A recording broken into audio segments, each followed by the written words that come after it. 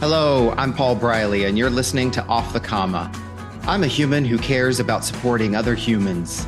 On this podcast, we'll explore all facets of what it means to feel stuck in life.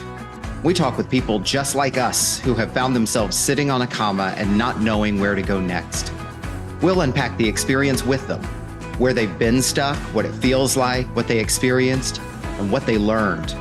My goal is to inspire you by seeing yourself in others. I believe that when we feel more connected and seen, magic can happen.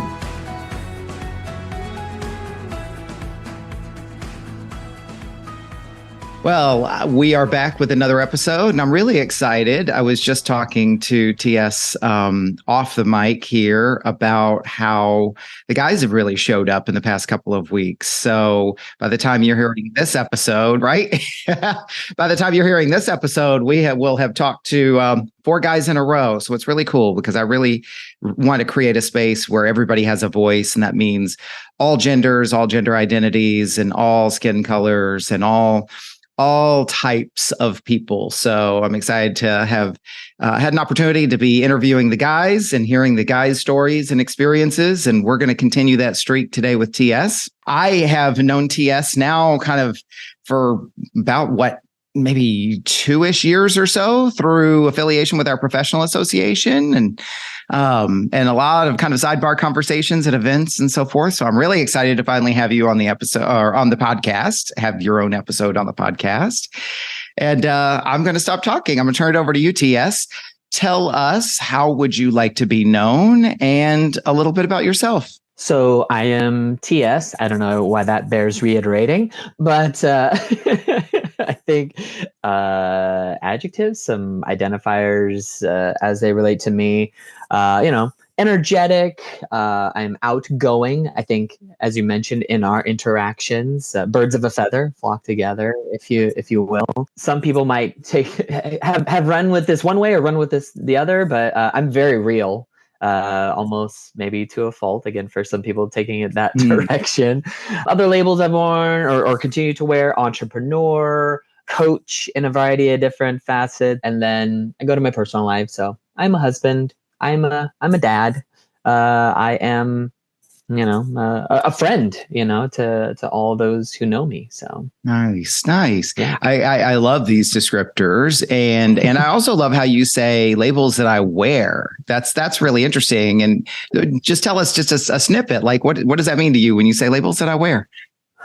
I think it comes from, so I've done some diversity and inclusion, D&I, DEI, and, B, work in the past, and, a lot of work in and around, building rapport and things like that. And, just levels of relationships. You can go to the classic model: level 1, level 2, level 3. At the end of the day, these are all kind of, I literally look at them as, I could walk around with any one of those name badges on me, and then there's going to be some sort of interaction that comes out of that, if you will. Nice. And what I hear from that also is that they're all true, and that they're all interchangeable, and that no one of them is really complete enough to describe who you are as a person. Exactly. And you start to, right, some of them are surface level, and then some, if you want to go there with me, level 2, level 3, what does it mean for me to be a dad in my world, in my household?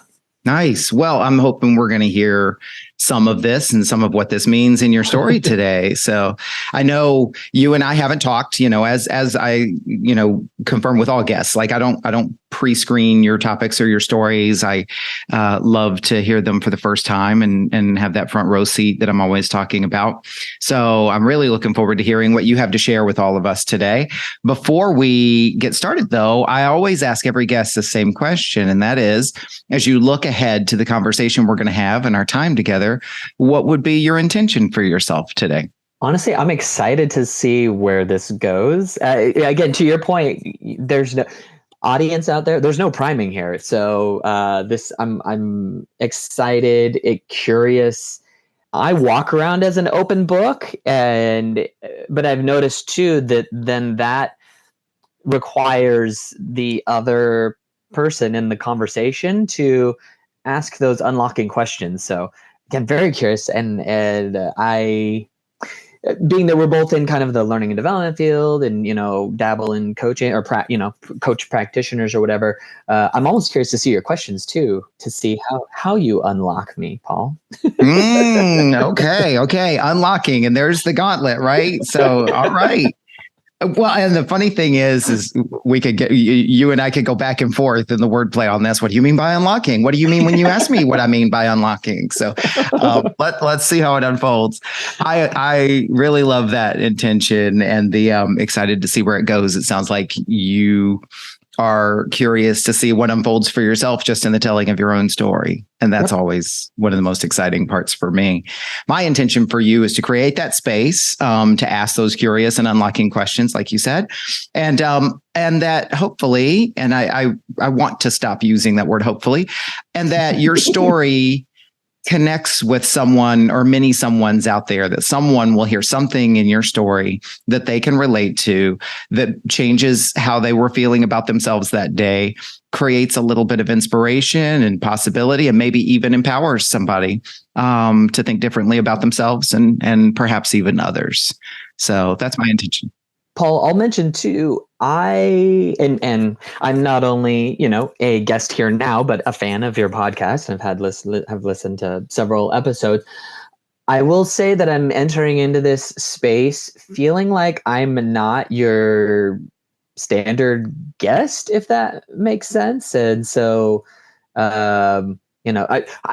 I'll put this out there. I don't know if I've ever been on a comma, or if I've been on a comma. It's only been for, I have a very, kind of specific operating manner. So again, I'll be curious to see if, as you say, my story, how it strikes a chord with who I imagine are your audience members out there. Okay. All right. Okay, cool. Well, then it's interesting because you say, well, I don't know if I've ever been on a comma, and I was going to go into the 5 questions. Everybody gets asked the same 5 questions. And the first question is, where have you found yourself sitting on a comma in your life? So actually, let's let that be the opener. Like, how would you respond to that if there's kind of a question about that? What would you say to that question? Oh, well, I feel like there's a little bit of hubris in a response to a question like that. So maybe just to further the conversation, I will grant that, being on a comma, if I were to have said, have I been on a comma? Again, not been on it very long. I feel like I'm comfortable with change. Again, I'm pretty energetic, a go-getter. When I feel like I'm in an uncomfortable situation, which I feel like oftentimes, that's the comma, is you're sitting in this uncomfortable situation. It's like, how long can you stand it? And I feel kind of sad sometimes for individuals who have relayed stories to me about being on a comma, and it's like, wow, like it's a testament to kind of their endurance, their stamina, their perseverance to be on a comma for that long. And I don't know, maybe this is a little unpacking of me that, I maybe don't stand it that long. So why not change it? Why not get to something else? I could speak to my time in the United States Air Force. I could speak to, previous relationships. Again, I find myself, coming to kind of a hinge point, and it's like, let's cut over. Like, let's see what else is out there, right? My time in the Air Force, as it was drawing to close, there were some opportunities that were dangled in front of me, and I could have sat there and waffled and, even extend it. You can extend your time in the service. You can extend your contracts, but it's like, no, I've got bigger, better, fish to fry. I have things to move on. Same thing with like former relationships. So anytime, I kind of sit there and reflect, particular, and we'll just say, or I'll just clarify, romantic relationships, oftentimes it's like, I could either sit here and endure this, but at the end of the day, that's no good for either party involved. So it's kind of like, let's move on. Let's, we this is a limited life that we have, and so why spend it spinning our wheels when we can go off, and maybe I need to be alone for a while and do a little bit more self-discovery, or I always like to assume the best of intentions for the other individual as well. It's like, go work on your self-development, or at most go find that other romantic partner that you're supposed to be with. I feel like that's the journey. Okay. So what I'm hearing from UTS, and then I want to kind of ask another question, is that as you see it now, you are not a person who tends to sit on commas very much or for very long, that you tend to be a very moving and a very fluid and a very kind of responsive and adaptive person. That's what I think I'm hearing. Yeah, I think so. I feel, but now I'm just waiting for kind of the unlocking question, the question of like, well, have you considered? No.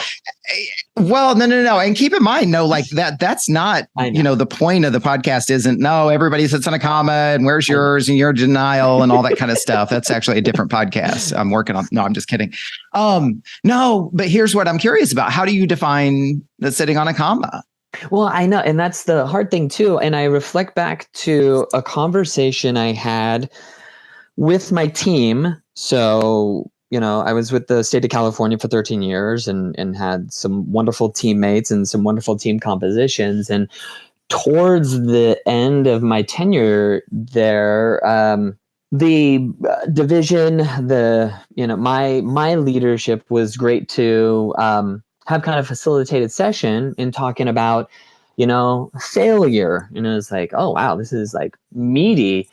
And I still remember specifically one of my team members was like, oh, TS isn't going to get anything out of this conversation because he's never experienced failure in his entire life. And it's like, well, darn, to that point. And then I kind of resolutely was like, okay, over the next 6 months, like, I'm going to try and tackle some things and, let's see if I can quote unquote fail.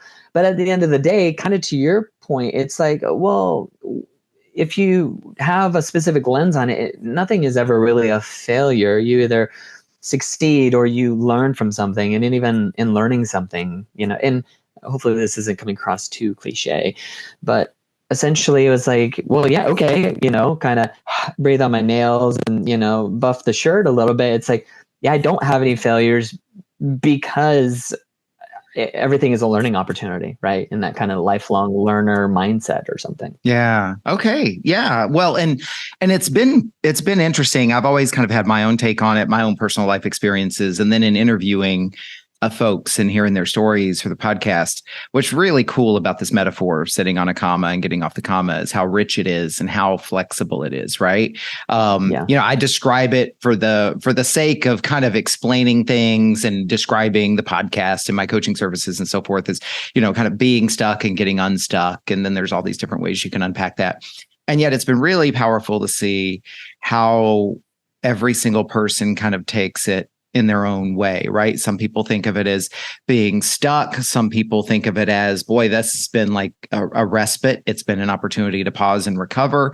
Some people say, wow, it's a learning journey. Some people talk about specific commas. Some people say, I've heard walking on commas or collecting commas. It's really cool how it doesn't matter whether there's a definition for it. It means something to everyone. And now what you're sharing is that when you hear sitting on a comma, there's this relationship with failure, and that you're fortunate to be able to say, I learn from every experience. So I don't see anything as a failure. Yeah. Unless what you're saying is you're boasting that you're perfect and you've never had failures. When my wife listens to this episode, if I were to admit to that, it would drive her bonkers. So, so let's do this then. So, because the questions are all, you're going to be able to answer these questions. There's no specific direction we're trying to go. This is really you talking about your experience with sitting on a comma. And so far, what you've said is that I don't sit on them very often. I don't sit on them very long, and I learn from them when and if I do experience one, but that generally speaking, this isn't a big element of my life. Is that fair? Yes. Yes. I'm having a thought kind of go through my mind right now that maybe it deserves some unpacking, or I want to, as you were kind of talking through how it means something to everybody, or figurative versus literal. um I don't know if I've ever shared with you, I'm another kind of hat that I didn't put out there. I'm a longtime musician. I picked up the Mm. self-taught guitar after my senior year of high school, before going into the military. And yeah, I not only playing instruments, but then I found very early on being kind of adept at being a lyricist as well, which that's kind of the perfect world, because now you're writing the music and you're writing the words, and you slap them together, and next thing you know, you got a song. And I'll share that with only in the last 2 years, I had a span. I'll ballpark it at around 6 or 7 years. Nice. Talk about never having been on a comma of writer's block, for lyrics, kind of a lyricist. Hmm. Okay, interesting. So what brought that up for you? I'm curious. Well, again, trying to bring myself back down to earth, that I'm making all these grandiose claims of having never been on a comma, or and if I do find myself on a comma, moving beyond it very quickly. But now, as I've kind of dug in real deep, and uh, yeah, and going to that, I guess I entered into this space of, in a professional sense, right? Because we know Hmm. each other in a professional capacity. Feel like, we're starting to develop a friendship as well. But Yeah. I have many other facets of my life that, I dabble in: athletics and music. And yeah, actually, if I'm allowed to delve into the kind of music. Of course. Yeah, this is definitely not about just work things. So that feels to me like that really kind of surfaced itself, Yeah. and it seems prominent to you right now. Let's unpack that if you want. Yeah. I mean, it came about. I mean, I can kind of, again, I was ballparking it. So I've been in many projects. Have tried to start a few of my own, some successful, some not so successful. But then also, sometimes the opportunity presents itself that you can at least go audition with another project. And I was actually in a project here in Sacramento, and it was, as always, there's the honeymoon phase. It was very enjoyable, something new at the outset, but then it started to evolve a little bit, and there was definitely some strong personalities, and essentially it came to a point where this individual kind of said, you are not a great musician, you're not a great lyricist, and just kind Mm. of blew a hole in my confidence. And yeah, that but again, to the kind of the off the comma thing, I look at, well, I needed to exit that project quickly. Some people could have wallowed in that a little bit, but no, very quickly I was like, okay, well, if that's the way you feel, I'm out. But I carried that with me for a number of years, and it was only during this last 2 years that I had reconnected with a mutual friend of mine and my wife, of me and my wife. And it was interesting because he was like, hey, let's go on this journey. And I was like, I don't know if I'm ready for it. I was still, with the state of California, and he had a little bit of freedom there. And then, interestingly enough, the Hmm. roles kind of reversed. Like he got a big boy job. We still kind of kid him about that a little bit. But then I had stepped away from my career with the state of California. So the roles were reversed, and I approached him, and he kind of gave me the same line, but he was a little bit. Whereas I was like, I can't go on this journey. He Gave you the same line about what? I'm sorry. I know I Oh told no, you that's okay. before that I would jump in, but like for the benefit of those who are listening to this story, which by the way, fascinated. I'm really curious to see this unfold. Yeah. You said he gave me the same line. What were you talking about there? I have too much going on. I don't know if I have the time to go on this journey with you. So this was to get back into music and to start exploring. So he's a creative in a different vein. He's more of poetry and kind of short story. We both, sorry, many hats. We've both done live perform, either stage or screen.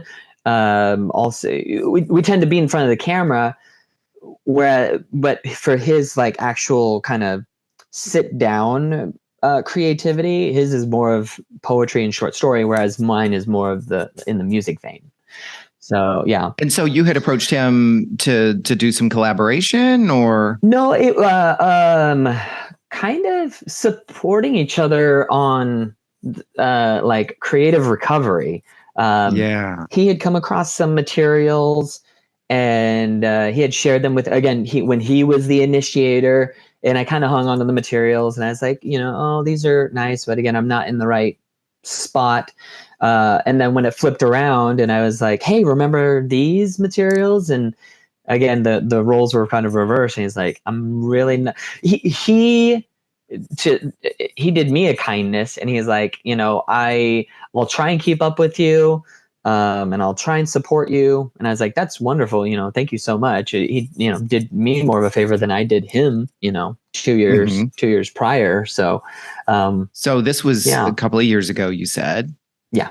And that was it sounds like you were looking to kind of reactivate this artistic side of you and start to kind of bring it back up again and to pick it up and carry it again and work on it, bring it back to life. Yes. Yeah, okay. Exactly. I'm going to jump into the second question because there's a lot of room for you to there's a lot of room for freedom in there for you to continue to explore. The second question is, what did this create for you? So if you think about sitting on this comma with, this musical side of you and the musical endeavor, this feedback that you were given all these years ago, that you kind of closed the door on that.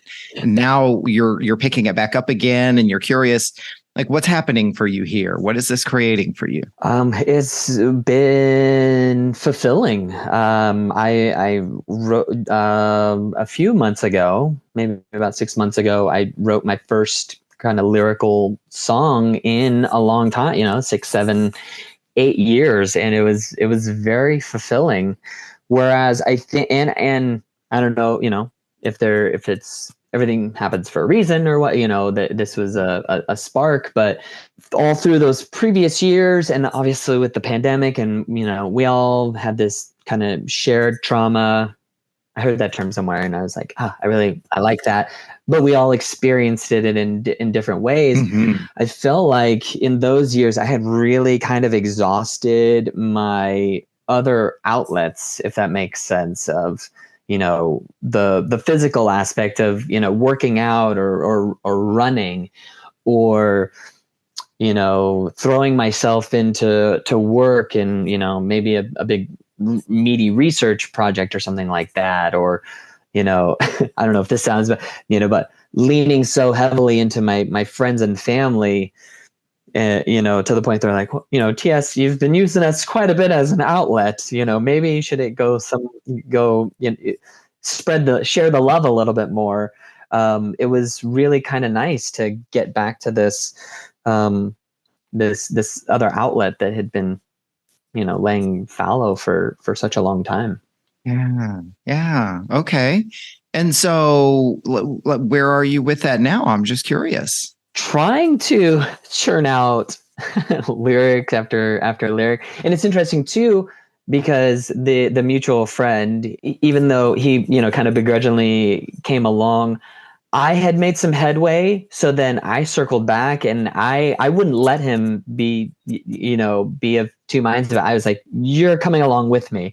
And to the point where he actually came and visited recently, and he was talking about some poetry put together, and he's like, oh, but the publishers and the whole, I don't like all the business machinations of that. And I was like, well, like, let me take that on. And so he's been sending me like poems, and I'm trying to figure out how to like package this and market this and whatnot. But it's been fascinating too, because then I'll kind of read through his poems, and I had this realization. Well, I think I had this realization a long time ago, but lyrics without music are essentially poems. And so in him sharing, it was just this nice kind of synergy. So in him sharing, then I would, get a thought or an idea, and I would, create something from scratch, or I would go and revisit a previous lyric sheet and go, oh, maybe I need to fine tune this a little bit more. And so it was this just kind of snowball effect of getting back on this creative track. And what I'm hearing from you is that, first of all, let's just acknowledge you for having been given that feedback at that time, which I would say, if that was me, I would have labeled that feedback as harsh.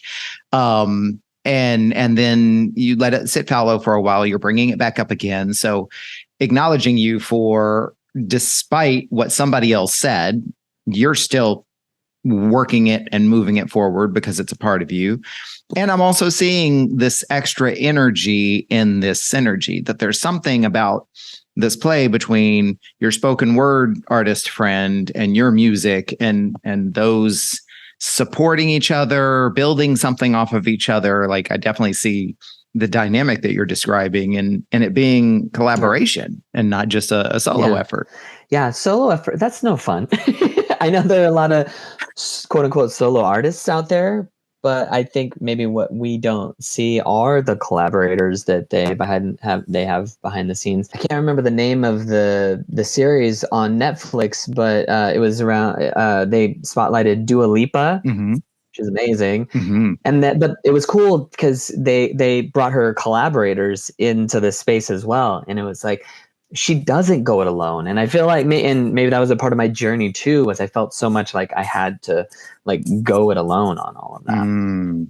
What's significant about that? Because that seems like, I can't tell you why, but I'm feeling a little kind of vibe there, that there's something significant about this relationship between going it alone and not going it alone, and that might have some more significant meaning to you. Tell me if I'm wrong. No, again, my mind gets going too. And the proverb, I won't attribute it to any, individual or culture. If you want to go fast, go it alone. But if you want to go far, then go together. So what's, I don't know why sad was the first word to get, but what's sad is like that. I want that. And that's what I've continued to strive for. I don't want to put it on everybody else, i.e. that individual who kind of, shot a hole in my confidence. But, it was like, I wanted that. I would have loved for that journey to continue going forward for forever, if you will. But I don't know. I keep finding myself in some of these situations where I've had to withdraw and feel like I had to go it alone. I don't know. So, I mean, that can be a powerful part of the experience. Like you described, you said going it alone is, I can't remember exactly what you said, but it was essentially like going it alone sucks. And I was like, well, for you, right? But everybody has their own different level of need. And yet I really appreciate you acknowledging that even folks who go it alone often have collaborators. Even some of the artists and musicians I've interviewed on the podcast who are known for being solo have said, and there's this team of people who help in all of this myriad of ways and so forth. Well, and Paul, I want to push back. You had mentioned for me, and I feel like I was having this conversation with somebody else the other day. at the end of the, or not at the end of the day, at the beginning of the day, when civilizations came together, it was society, we were coming together to pool resources, and, there was safety and security and numbers. Have we gotten too far from that? Why, and then we find ourselves here in 2023. Mm, Because I'd like to think that's still relevant if we're gonna, survive whatever this thing is, or if we're gonna continue to go far into the future. We gotta start coming back together. yeah. Well, it's a good point. It's a very valid point, right? What's significant about that for you? I keep trying to maneuver myself into these situations where I get to work with collectives of individuals, and I keep finding in certain instances it like blowing up in my face, and it's like, what is going on here? I don't know. Mm. Why do you think that is? Because you said that, right? You said I reach out and I try to create these collaborative or collective experiences, and then something comes up and I find myself having to go it solo for a while. Yeah. But it doesn't stop you from pursuing what you want. Yeah, I can't let outside forces, have an effect on me. I have a life to live. I have, kind of goals and things that I want to achieve. I don't know. I just feel like I know it would be easier with other individuals, but they have to be willing accomplices. I want to take back that last question, though. That I think there's a different question I want to ask, which is, instead of why do you think that is, what does it create for you in those periods where now, okay, that door closed, I'm back to going in it on my own? Like, what's happening for you in that space? It's not good. You can drive yourself crazy with your own thoughts and your own, it's like Gollum and Lord of the Ring, it's your precious here. At the end of the day, you want the other opinions and feedback to shape this thing and watch it grow. And then ultimately to put it in front of an audience, I'll go back to the kind of creative, the entertainment performance aspect of my life. Mm-hmm. Ultimately, you want to put that in front of people and let other people enjoy it.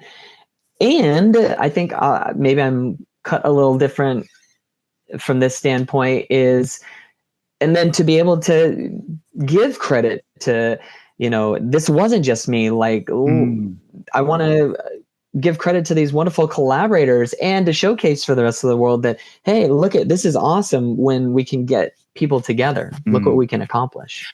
It's interesting, and this is based on what I know about you, but again, correct me if I misstate anything here. It seems like you want, in this personal creative slice of your life, you want that to be like your professional life, because that's how you show up in your professional life, right? Yeah, exactly.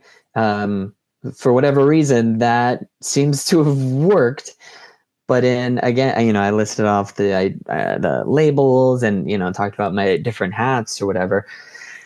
I just want to get to a place where all those hats are clicking, and I have, these groups and we're doing wonderful things. And I don't know, maybe that's too much to expect, or I'm running around with, rose-colored glasses on, but wouldn't that be such a wonderful place? Well, I mean, it sounds like it would be. And I think, I love this conversation, right? Because I don't think it's a matter of, is that right? Or, is it okay? Like, that's important to you, and you're taking steps to create that. And these challenges are presenting themselves for you. And so it seems like, if you can set aside the good or the bad or the right or the wrong of it, it's like, what is this story telling me? So it's a good segue into the next question, which is, what have you, or what are you learning about yourself as a result of being in this place? What do you think this tells you, or might reveal to you? That I'm not implying there's some magic answer like, oh, dig, and you're going to find that stone. It's like, well, what do you think this is revealing for you?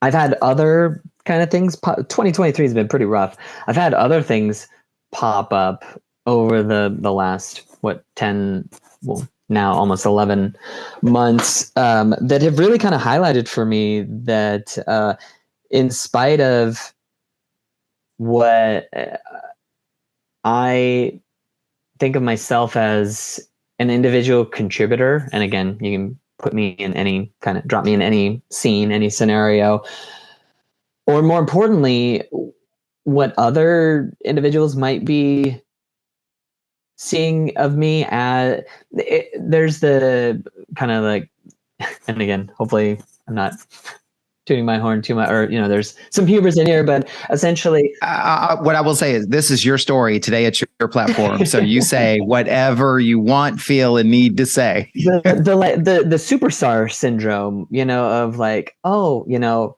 TS can do it all, and it's either as a result of his experiences or the lifelong learning, the skills, or whatnot.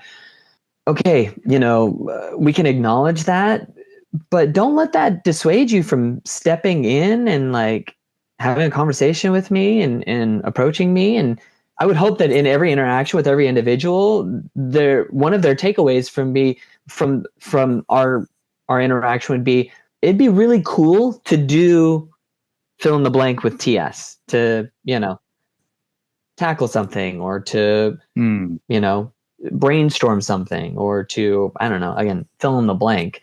Like, and I don't know that everybody goes away with that, but what I've kind of, to your question, I have a desperate need for that, is what I've kind of discovered over the last several months. Is I have a desperate need to connect with individuals and to collaborate in spite of what I might be exuding. So that is I'm going to acknowledge you, because that is a very brave self-acknowledgement, a very brave and courageous thing to say. And it's vulnerable and it's real and it's authentic. And so let's accept that as the truth that it is, without any placing any value on that. You said, I have a desperate need for this connection. What's important about that for you? Or what is it that is not there that you're trying to create through this? Well, again, a couple of different facets, and here we go, folks. Let's like get real. I stepped away from the career with the state of California. I'm now a year and a half into this business, and I've had a couple of opportunities that have really filled my cup. And honestly, without those, I don't know that I would be here. But I'm trying to avoid getting into, kind of desperation mode. And I think not from like a financial sense or anything like that, but, it's like, well, an acknowledgement, right? For all of us. And I mean, all of us out there who are self-employed or partially self-employed or gig workers or what have you. Like, I think everybody can relate to a little bit of what you're talking about. Is it can be any number of things on the wheel, but when you're self-employed and you're taking your own destiny in your hand, there's always things that feel like, how am I going to do this? Right. So like, to acknowledge you and prop you up on this. I appreciate that. And not even necessarily, how am I going to do this? It's, I can only sit at my kitchen counter, because that's my office space at this point, and brainstorm with the refrigerator. Well, no, that makes me sound like I'm a habit eater. So I can only brainstorm with the coffee pot, or, do the like Goodwill Hunting, write the chalk etchings on the sliding glass door so much before I want another opportunity. I want that email that comes out of the blue, or, I think I shared with you, I just went for my first state contract, and, I want that to hit.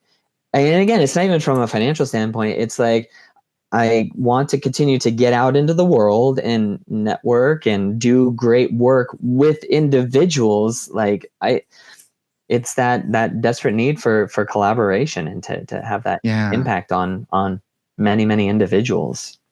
So I'm gonna ask you to go one step deeper because I can relate. Like I can sit here and say I can relate. I make all kinds of assumptions, but so that I don't make assumptions, and for the benefit of anybody else Yeah. who's hearing you right now and is experiencing the same thing, like you've come really close and been clear about what you've described. Like whether it's the coffee pot or the refrigerator, like that's the work team that I have, and they don't.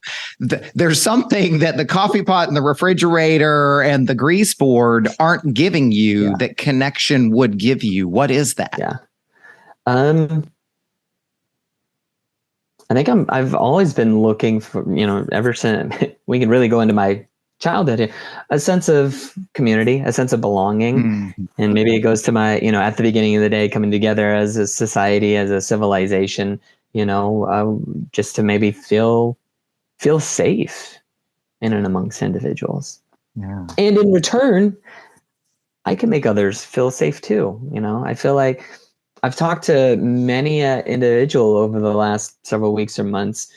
I don't even know if we can call it post-pandemic, but they're struggling and they're having a hard time, and I feel honored that they confide in me. And I'm like, I'll offer up.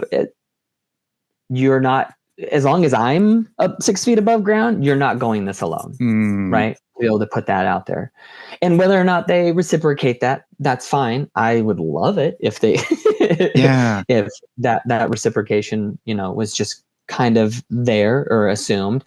So yeah, I think there's a lot of that in there. Yeah. And I'm hearing you describe things. You gave us great words, and I'm adding these words to it if they stick: connection, belonging, and also describing very honestly that you're a giving person. I think that's come clear in everything that you've shared with us, and that sometimes you'd like to be a receiving person as well. Like there's this flow. There's this every once in a while. Yeah. Yeah. So, and it's so similar to what so many other self-employed and solopreneurs, self-employed people and solopreneurs that I've talked to have said. It's like, the autonomy and the freedom and the independence is great. And sometimes I miss being on a team. I just miss that interaction on the daily basis. So, yeah. And I'll, we can venture into another corner, back to the music thing. I'm pulling songs together. What's the next logical step? Bring individuals together to start some sort of, a duo, a trio, a multi-person band, which again, we're out there, we're bringing energy to the world. We're out there, and getting to interact with individuals, hopefully, spreading positive messages and things like that. And again, I'll go to even, my personal life, just the friends and family, aspect. I love continuing to build out my friends group, and even in the core here with our family, continuing to have that collaboration and that connection with my wife, my kids, my extended family, my mother-in-law, my sister-in-law. Yeah.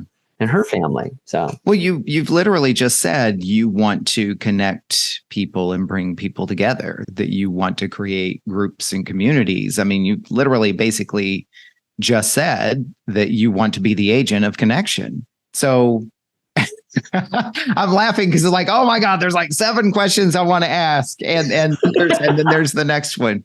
What question would you ask yourself having heard that reflection? Well, I would go to, how do I do that?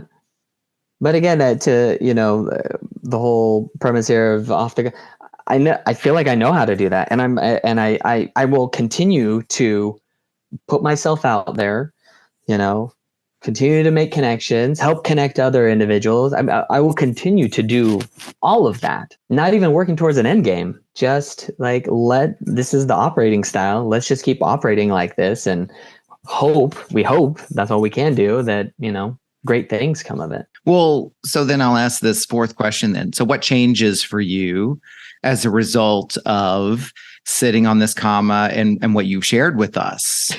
I don't know that anything changes. Okay. Well, or has anything changed? Because really the way the question is worded is what has changed for you. Because a lot of times people are talking about a story from the past. Yeah. If you look at the comma you sat on with music and the experience that unfolded with music, what changed for you as a result of that experience that you shared with us? Again, that reviving that outlet, and probably the almost the most important outlet aside from, friends and family, which I would probably set number one. Just becoming a more fulfilled individual, which in turn, kind of spirals outwards to make myself kind of a complete individual and be able to wake up and, go about business day in and day out. I won't necessarily say it's like root cause, kind of a root cause analysis there, but it's definitely a big part. And so taking the time to continue to revive and hopefully have that outlet thrive going forward. Something just came up for me, and this happens a lot. So I kind of say what comes to me. It doesn't make it right. So it's a conversation starter. I'm wondering, because you were kind of asking yourself the question earlier, what we came at it 2 or 3 different ways, but I keep trying to create connection, doors close, and I find myself in these solo periods for a while. And it's interesting because now that you've shared what you've shared, it seems like for whatever reason, these solo periods continue to take you to this place of connection. They continue to reinforce and reinforce and reinforce how important this connection is for you.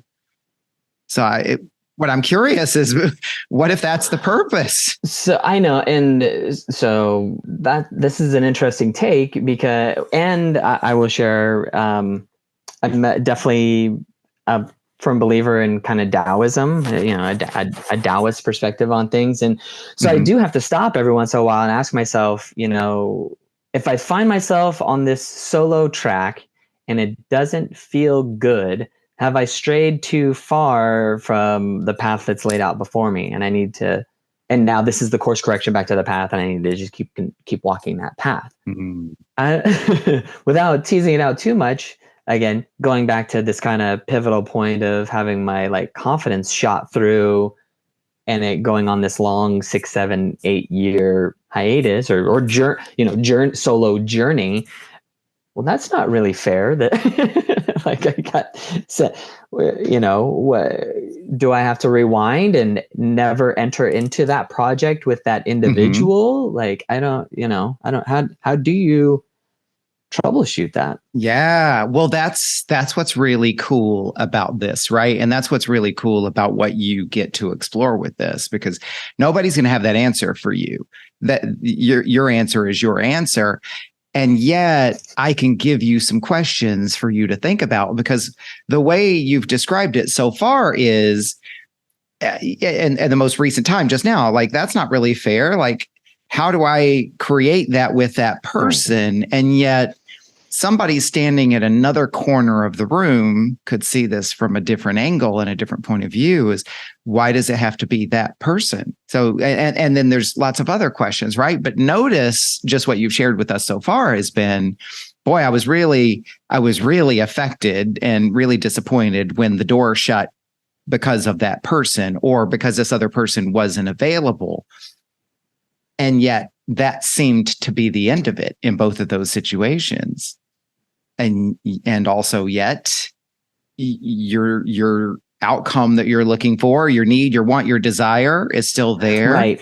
No, well, what other pathways are available? I'm trying to tease out kind of from your comments with, I'm not pressing you for an answer to that, but whatever reaction you have. My lenses essentially, was I supposed to go on this 7, 8 year journey to get to the point where I am at now? It was a really awful time period. Yeah. Acknowledge that. Yeah. What was the hardest part? When all the other outlets were exhausted and I really needed that one and it wasn't there, and I couldn't even get it's like Tinder and the flint and steel, couldn't even get a little spark there just to kind of rekindle it. And it was like, well, how long is this going to go on for that I can't get this spark? And so you said something very important that I don't think was really revealed and it's a good it's a good point for all of us as the listeners, right? Is we never really know how important something is to someone. And what you just revealed is it wasn't just, oh, well, okay, that door closed. Here's another one. Here's another one. Like you've exhausted all the other doors. And this one was really important. So that had to be extremely disappointing, not only to have something that was that important to you basically kind of close on you, but at the end of a hallway full of closed doors. Yeah. Yeah. That sounds like a lot to carry. It is. And I've carried a lot, Paul. I've had really, I'm not trying to, be a Doug Downer, Debbie Downer, I feel like I've been through I'm sure we'll have some shared audience members, listeners who, we have a shared connection with, and I think they'll know, kind of my backstory. And for those who haven't heard me talk about this little piece, they'll be like, geez, like TS just can't catch a break. Yeah. Well, I want to go to the next question, but it would feel inauthentic to give you an opportunity to add something else to it. It sounds like there's a lot more you could share here, and we could really, I could try to crack you open and like let's go all the way in there, right? But it feels like you've gotten to a place where you've kind of said what you needed to say about that. Before we go to the last question, is there anything you would add, or is there anything else that's important for you to say or share about this experience that you've just revealed to us? Well, so I've kicked around the idea of, and people have said like, you should like write a script about like your life up to the, so, I've kicked around like the idea of like a midlife memoir. I don't know if people do that, and like part one and part two later, towards the end there, but like I don't know what a working title would be, but it's a lot. And maybe if I can offer up for the listeners, even just sharing this little part, and maybe it wasn't as devastating in their ears and their minds as I was going through it, but just keep going, right? Maybe that's what I could tease out of that, rekindling the spark. And how long is this going to go on for? Well, if if you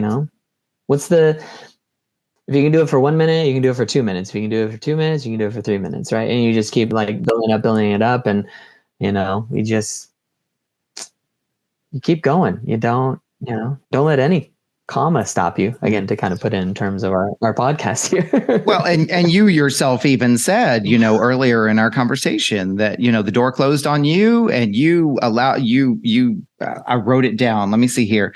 You left quickly, but still carried it. And then here it was a number of years later, you picked it back up again. So even when it feels like it's done and complete, for those of us who have a few more years under the belt, right, than perhaps some of our younger listeners, like what you consider to be finished and complete today, 10, 20 years later, I mean, that's a lot of time to pass for something to still stay closed and complete.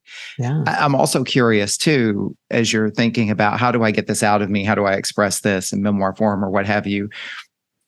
And you've just talked about this musical slice of your life. And I'm wondering what role that might play in how you express this experience.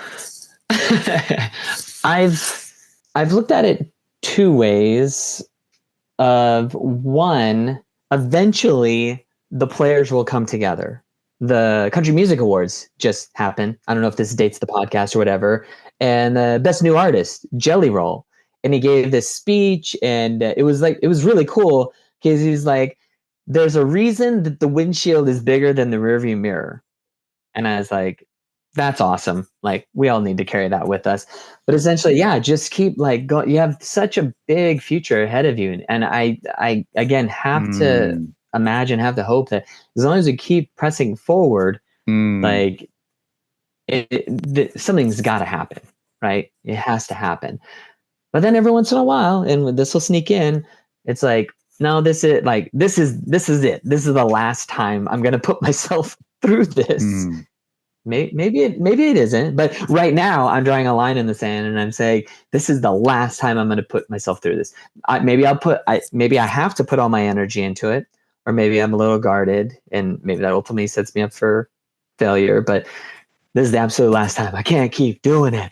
But it's more of the future is full of possibilities. I'm chuckling because I can so self-reference and relate. And then I'm also thinking about, I won't name the artist. There's one that comes to mind, but I know that artist isn't the only one, but you know, their 42nd farewell tour.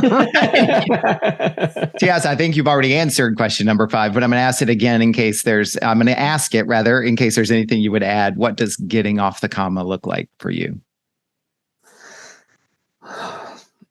It looks like self-care and self-fulfilling.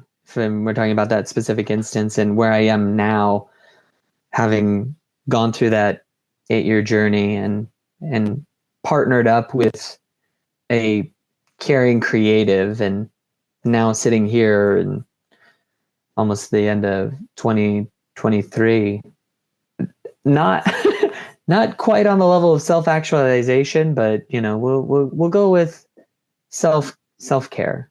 If you move beyond that comma, you're a different person. I'd like to think you're a better person. No, I'll put it on my terms. I'm a different person. I'm a better person, and just try and take care of myself.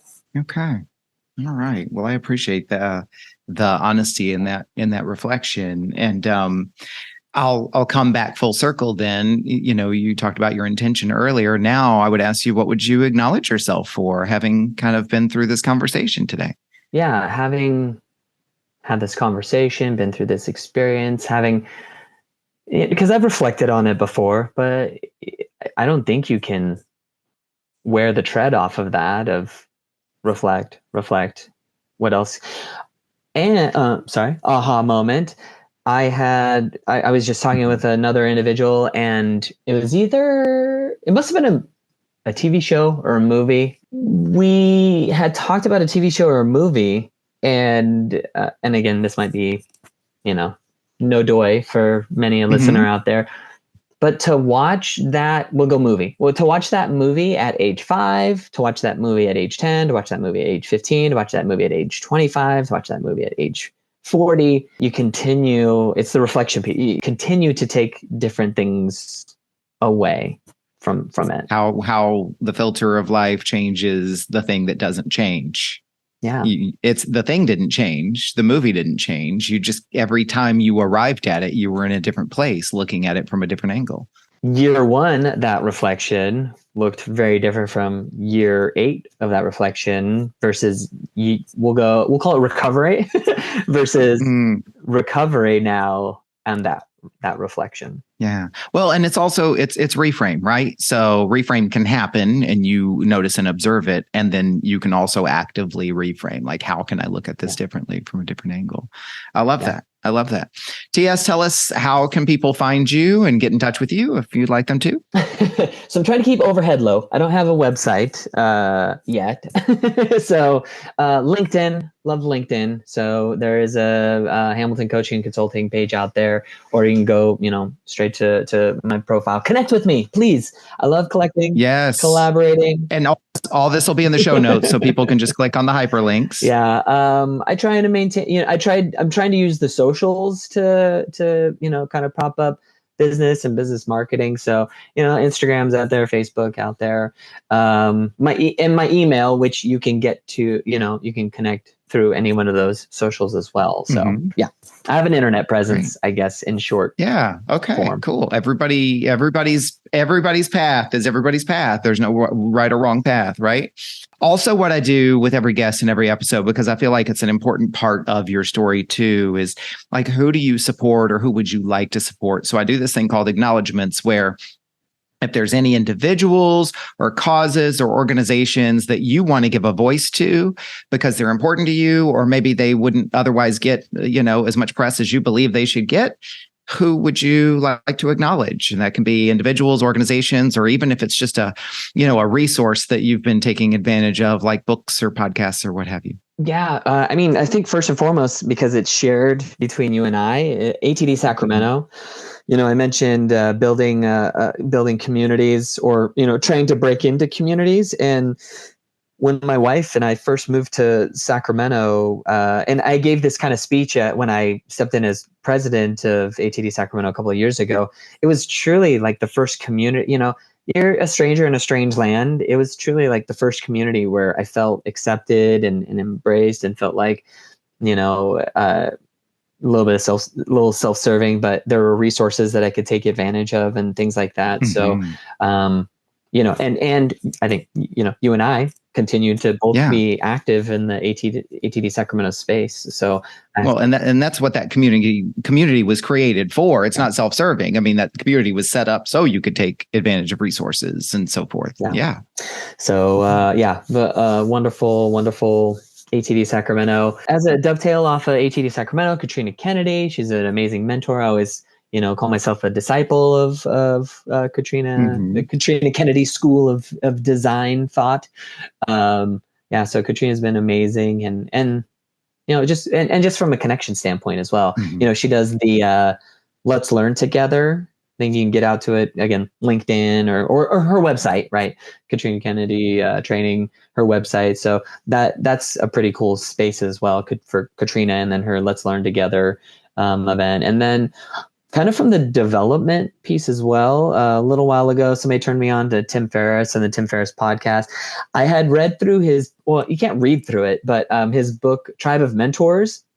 And Paul, this might be an idea for you eventually when you get a larger collection down. But he took snippets from each of the interviews and kind of sectioned them out. If you were, kind of exploring health and wellness, you could like flip through the book, and then there'd be like, there's one, Stephanie McMahon from the WWE. Sorry, I was big into WWF back in the day, but like talking about at every meal, slamming a glass of water to avoid dehydration. And I was like, oh, like I like that. I'm going to do that. So, but yeah, Tim Ferriss, he's got his podcast. He, I think recently had on a great speaker, Apollo Robbins. That was just so fascinating. He just comes at things from like different angles, which is really, really kind of cool. You had mentioned 2 books also you had shared with me to put in the show notes, Emotional Intelligence and The Coaching Habit. Yeah, Dr. Travis Bradberry and Gene Greaves, Emotional Intelligence 2.0. Since for rounding things out, I think a lot of the kind of things that we talked through today, I feel like I have like a hyper self-awareness that goes on, and sometimes it does me well, and sometimes it doesn't do me so well. But that's a great resource for those kind of looking at an intro to emotional intelligence and developing themselves too. Yeah. And then the other one we were talking about, Coaching Habit, Michael Bungay Stanier. Yes. He's developed out a social media presence. And actually, I've kind of taken a page from his book of doing the walk and talks. It's interesting how just moving your body can send conversations in different ways. So. Yeah. Okay. Good. Yeah. Well, we appreciate the acknowledgments, and I have enjoyed the conversation. You and I will probably talk more off the microphone. I'm looking forward to that as well. And thank you again for being part of the podcast and bringing your story today and being able to share with us your experiences. Thank you for the opportunity to share, Paul. Have a great rest of your week. You too. What an honor it is to witness these stories from these amazing human beings, and today's guest was no exception. I invite you to think about what you learned from this conversation. What stood out for you? What challenged you? What inspired you? And I encourage you to write it down in some form of journaling and reflection. I can't tell you how magical it can be to set aside your expectations and just let your thoughts flow out of your head and onto paper. You don't have to have an agenda. You don't have to do anything with it, but you can be amazed at what comes out of your thoughts and onto paper and what that can do for you. I know freestyle journaling has been a powerful practice in my life for a very long time. You just never know what you might discover about yourself. Thank you for listening to this episode of Off the Comma. Follow me on social media at Off the Comma, and also look for upcoming workshops and events at offthecomma.com, or better yet, go to offthecomma.com and sign up for my mailing list and let me bring the news directly to you. I am passionate about keeping this podcast ad-free so that we create a safe container for people to be able to tell their stories uninterrupted by commercials and promotions. I currently cover all the production costs, and I'm happy to continue doing so. And I'm also open to and appreciative of any donations that anyone would like to contribute. This is nothing more than to be able to support the podcast and cover some of the monthly editing and producing and equipment costs that are associated with this podcast. So look for the donations link in the podcast descriptions wherever you find this podcast. Be sure to like this episode, follow the podcast, and more importantly, spread the good word. If you were moved by today's conversation, pass it along to someone you care about. As always, keep noticing.